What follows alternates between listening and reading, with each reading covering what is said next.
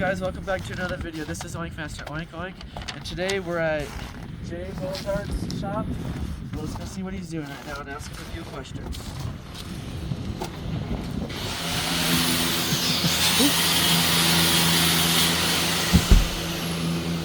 What's up, Anthony? What's up? Nice to see you again. Thanks for coming over. Yeah, and thank you for letting us do these questions with you today. Of course, no problem. Well, I guess let's get started with the interview. Sure. Make ourselves comfy. Want to sit down? Hey, thank you for making this video with us. Sorry the heater isn't turned up. That's alright, just have to talk a little bit louder. Yeah. Alright, so I guess we'll start with the first one. How long have you been involved with monster trucks? Like being directly involved when I got the truck done is when I got like really more involved. But otherwise, obviously, I've been a fan of monster trucks as a kid. And like, mom even has a photo or like a kid's book that I was let loose with a pen or whatever, and I drew in the back of this kid's book, and I drew like a little rectangle, a square on top representing the truck cab, with 2 circles underneath. Basically, a drawing of a little monster truck. Pretty cool. That'd be awesome to see it sometime. Yeah, I haven't seen it, but Oh. apparently she has it. It's just kind of funny. So I've always loved monster trucks from being a little kid. What got, well, that's pretty much what you just answered, but the next one was like, how did you get involved with? Yep. Just- So how we really started getting involved, which has been amazing. Like you guys experienced this a little bit, where I just got the truck done, and I didn't have any plan. There wasn't a plan when I had the monster truck finished to, I'm going to go do shows or like I'm going to try to make money. Obviously, never going to make money. I still don't. And so, because obviously in the monster truck world, people do this stuff and the idea behind it, they're having fun, but they want to make a living at it at least, which is tough to do, obviously. But, none of those intentions were ever there. It was just going to be for fun from the beginning. But then when I took it to my first show, which was another friend of mine had a show in Milwaukee, which was Motor Mania at the Washington County Fairgrounds. Well, he hired in like Bigfoot and a bunch of really cool trucks there, and then he let me bring mine and got to mingle with all them guys. And before you know it, Jeff Kickler of the, I don't know if I pronounced his last name right, but the High Roller Monster Truck, he invited us out to the Bigfoot open house and everything. So, sorry if I'm covering some future questions. Yeah, no, you're doing just I fine. can go on and on. So the next one I had set up was, how did you come up with the name Blue Ox? What made you decide the animal and the color? Well, I just like the Blue Ox name because then it's technically Paul Bunyan and the Blue Ox it's a northern thing in general. We are from Wisconsin. I guess it's kind of more of a Minnesota thing, I guess. But there's lots of Blue Ox references or Paul Bunyan references all over the place. Like we're coming back from Bigfoot Open House from Missouri and going down back up Illinois. There's a town like in Illinois that's all about Paul Bunyan and the Blue Ox, the whole town, but it's like pretty mid-Illinois. Surprising, but the whole town, we pulled off at a gas station and then people are looking at the truck and stuff, but they're like, yeah, if you guys go downtown, there's statues and murals all over downtown of Paul Bunyan and the Blue Ox. So they thought it was pretty funny that we pulled off in that area off the highway. Yeah, that's interesting. I don't know if you're in a hurry to get through it, but I'll keep elaborating. So I got the name Blue Ox because when I was building the truck, I'm trying to think of a name, and my other friends, I like asked them like their opinion or anyone else's input, and everybody was like these names that are kind of a double meaning and might be a little bit dirty, but anyways. So you see like mega truck guys and stuff, they got these stupid names like, what is it, like Teen Toilet or something, like dumb stuff like that. And I know that's where people's humor is these days, and then they like that stuff. Or POS truck, like they're proud of calling their stuff junk. I don't know why that's such a thing. I didn't want a name like that because I'm thinking when I was a little kid, these guys, all the good names are kind of taken. It's tough, but like, a good Hercules truck, Scott Hess's truck. That's a good name. It doesn't mean anything dirty or nothing. It's just cool. Or a Goliath. Like those are those creatures. So I was kind of going down that road for a little bit, like mythical creatures, but everything good is pretty much taken. But not that I'm like good trying to make money out of it, but I'm not. I don't want to make a truck with a name and something that's already pretty popular. And so just finally in the end, I just thought of the Blue Ox, and like I was saying, it's a Wisconsin, Minnesota thing, anyways. And it was clean, simple, and I just like color blue. Can't go wrong with blue. Nope. The next one we have. What is the first step a person should do if they want to make a monster truck?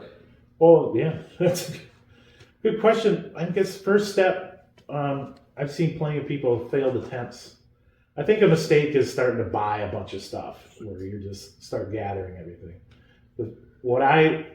My world, I'm mid 30s by the time, or early 30s when I started building this, is you really just got to get the knowledge, and what really helps is you got to have like a end vision of what you want to build. Like I knew I wanted an old school truck.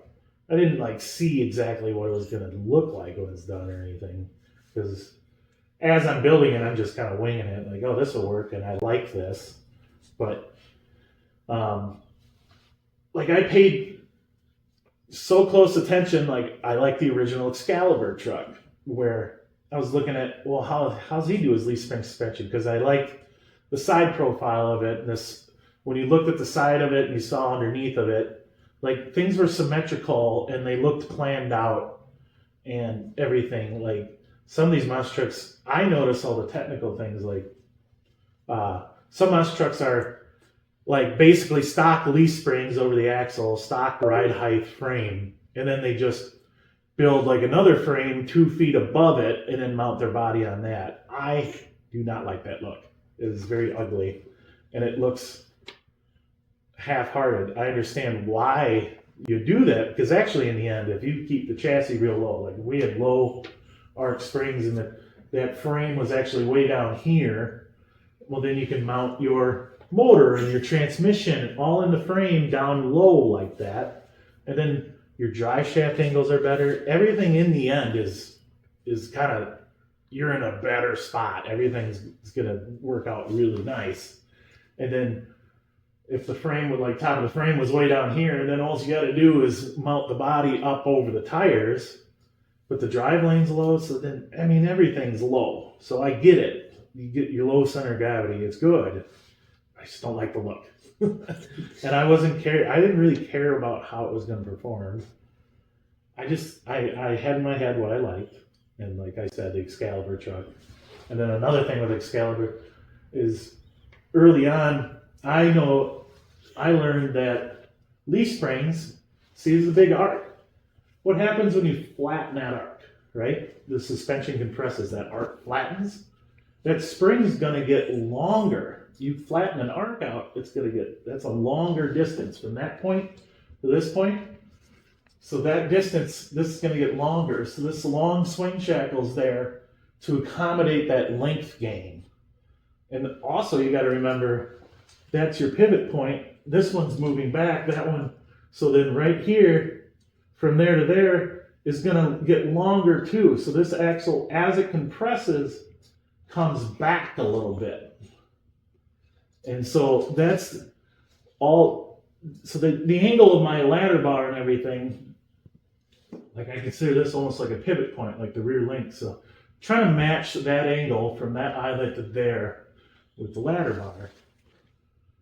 So when it all moves, try to move in relative cohesion or whatever.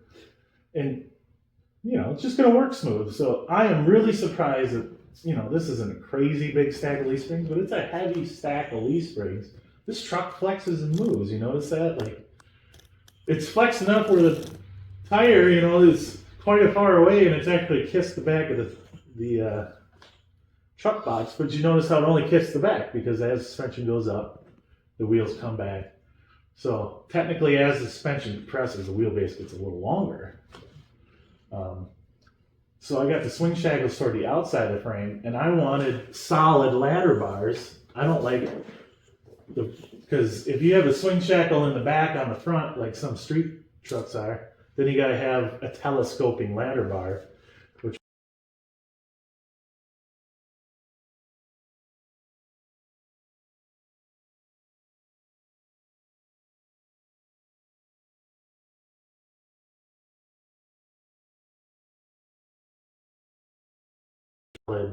at least in my head. Looks good too. Yeah, I think it looks good. Thank you. Yep, no problem. This is awesome what you've done. Yeah, I appreciate you guys. And I guess the next question would be, I guess this kind of you were just saying, but this was shut out from Julie Brown, or asked out. Yeah. Can you use old parts, or is it the new parts that are the best way to go? Oh boy, that's a good question, because obviously the axles and everything are just used ones. So for me, when I started the build, I ended up buying a whole bullnose Ford truck that was somebody's attempt at building a monster truck, or whatever their intent was. But they had these axles. These axles had actually been narrowed and everything, which I didn't realize, because I wasn't even sure what I was looking at. All I knew was I wanted some 5 tons. And anyways, those were built really nice. They're built so nice, I can't tell it's been narrowed, but they have been. But the frame and everything, so that's how I got the leaf springs too. They were from that failed attempt. All that stuff. But the frame was the stock frame, and they were just simply welding plates of metal to the outside and inside. It was terrible. And then their swing shackle, they didn't have a bushing in here or nothing. There was just a hole drilled with a bolt, and then they just smashed them together so it would never move. It was an attempt at it. I'm not criticizing a person that attempted to do this. Actually, kudos to them. They went after it, but in the end, they didn't know what to do about, like I said, the swing shackle. So I took that project apart and that's how so those are all used parts. And then I got the big transfer case here, which we took out, but I found this thing that was $250 with 2 drive shafts. So those are used parts. And then the drive shafts, the original military ones, they're obviously not the right length. So you got to so to save a lot of money, you just cut those drive shafts apart, and I cut them down to length. And it turns out, everybody spends a bunch of money on drive shafts. Oh, they got to be perfect, straight. You got to have them balanced. This application, it's not that critical. The main thing is you just get the drive shaft square, so it's not wobbling while it's turning. You don't need to have it balanced and all this crazy stuff. We're not in a supercar going down the highway at 100 miles an hour. Of course you need a balanced, perfect drive shaft or something like that. This thing, basically, so you make your own drive shafts. You just don't be afraid of it. Go after it. What's the worst that's going to happen? Your failed attempt's going to come apart and it's not going to work. Now you have to spend money. If you don't get it right, it's money you just spend later, I guess, if you're going to have someone build them for you. I don't know. By this time, I've already had plenty of failed attempts at projects by this point. So you learn a lot by experience. But as I gone too, I was always scrounging, I was going through dry shafts or whatever. I was always scrounging for used parts and stuff. But finally, it's all right. Online's so beautiful these days. If you know exactly what you're looking for, you just type in the part number and boom, it pops up. And oh wow, Amazon sells a 1410 weld-in dry shaft yoke. They do. It's not labeled that. It's just labeled the part number, but it's on there from some warehouse from somewhere, and it's freaking cheap. So it's oh, this is a Spicer. It shows up in a Spicer brand box. It's oh, it's not even a Chinese knockoff or nothing.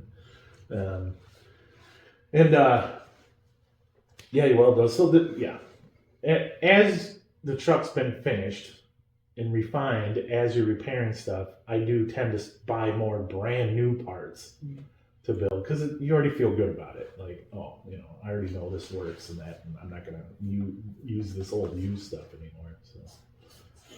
So, next question. All right. Thank Do you have like a favorite part of owning a monster truck? Like, what is the favorite part? Oh, just because it's fun, and also the best part. Well, it's been amazing meeting people of the monster truck world, how nice they are, and like all these childhood heroes. Like like the first show I did, met Jim Kramer there, which is he was like the monster truck driver I always thought because that's who I grew up watching, and this old school style truck. It's just amazing. There he is, and then he comes up and he like looks at the truck and he's like, "Oh, hey, can I get in there? Can I sit in it?" Like, of course you can. He's like, gets in there. He's not afraid. He's looking at stuff and he sees how I run the rear steer. He's like, "Oh, that's easy. That's nice." And then I got one lame picture of him. I was more starstruck, and it was cool that he was he was in the truck. So I have a boring picture of him in the truck, but it's like, I wish I got a better picture of him. Next time I see him, I ought to ask him to just sit in the truck and get in it, because now we got the steps. So, because when he was watching one of the Bigfoot Opens house, he was watching the truck. He's in the back of the crowd, like nobody's making a path for him. Like, I would make a path. Like, let this guy up here to watch. But nobody, he's a nice guy too. He doesn't want to be like, move along, of course. And he's like, "Hey, can I stand up on your tire?" He's like, "I saw your step." So then I ran him up the step and he stood on the tire and watched the monster trucks run. It was pretty cool. So that was your favorite part. Do you have a least part about owning a monster truck? Yeah, all the work with all the stuff you guys show up to do for me. That's the worst part. Yeah. but it's been awesome. Even the worst parts, it's just the heavy lifting and moving stuff around, and obviously we spent a lot of money now on a nice gooseneck trailer and all this stuff. But so it's expensive. Mm-hmm. I think we do it on a budget, relative. There's obviously cheaper ways to do it, but also I like trying to make it look like we know what we're doing and kind of professional, even though this is totally just a hobby. It's like I said, don't make a dime doing it. It costs a lot of money, and I don't ever have the expectations to make money doing it. And so, where do you see Blue Ox and yourself in the future? We're doing it right now. I don't think it's ever going to get any bigger or anything, but it is always amazing the opportunities that always come up. But like right away, it's been amazing. Like I said, we got invited to the biggest Bigfoot open house. Like, isn't that the pinnacle for a vintage monster truck? Like, what's a bigger show than the Bigfoot open house? Like, that's such an honor because everybody knows Bigfoot, and then, which I thought was like, that was a big deal. But I even feel bad for saying like that's the pinnacle, because actually, like, what would you say the pinnacle? I would probably, for a vintage truck, the museum, Hall of Fame, of course. So that was silly for me to even say, but I mean that was a big deal. But then later on, I just started talking to more people, getting more involved. But then John Bagley of Motor Mania, he's not even afraid to talk to anybody either, and everything. And Bagley was talking to Jeff, and John Bagley, then he, I don't know, just mentioned me to Jeff Cook, that, of the museum. He reached out and asked if we wanted to do a spring show one year. Been friends with Jeff Cook then ever since. And yeah, we got to give a big shout out to Motor Mania and John Bagley there, that they really opened a lot of doors for all this stuff. And he was always welcoming. It's like, hey, he understood that we're not professionals here. You can't expect anything out of me, but hey, can I come have fun? And he was always, have fun, And then also at the Motor Mania show is the Nitro Tour guys, and all them, that do those shows that came in at the Motor Mania, like, just talk to them guys. You know, that's more of the super nicest people. It's like, hey, I got this old school truck. Can I come out and play a little bit? And they're so accommodating. They're like, of course, you can come out, do something that'll add to the show. And oh man, I'm forgetting his name right now. The announcer guy that does a lot of announcing at those shows. What's his name?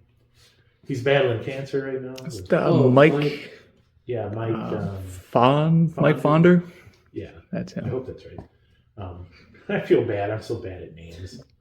But yeah, like he is the nicest guy because he was got one running those shows out there, and he runs a lot of them. And he's actually like, yeah, welcome. And he was saying he likes it because then people get an idea of, hey, this is like one of the first style trucks. Like this is all you used to get. And now look where they've evolved to, these just specialized, brilliant machines that just fly through the air and do these amazing things. And so it's been great. Well, that's all I have for you today. Once again, thank you for letting me come to your shop and ask you these questions. Well, how about you guys? It's an interesting story how we met. Is Bradley over there was at the Hall of Fame, right? That's right. Yep. And helping us out, and or you weren't even there to help us out. No, showed up as a fan. We saw you in the parking lot tiring up rather, Yep. and you were kind enough to say, "Hey, do you want to give us a hand?" And of course, kind of threw me in there. I helped you tire up and turned me into a fan for life of you, obviously. And you've just been nothing but gracious and helpful to us since then. And allow us to come to your shop and help you with whatever you need. And you guys are amazing. And then you brought Anthony along here, and were you a big fan of trucks and stuff, or did you?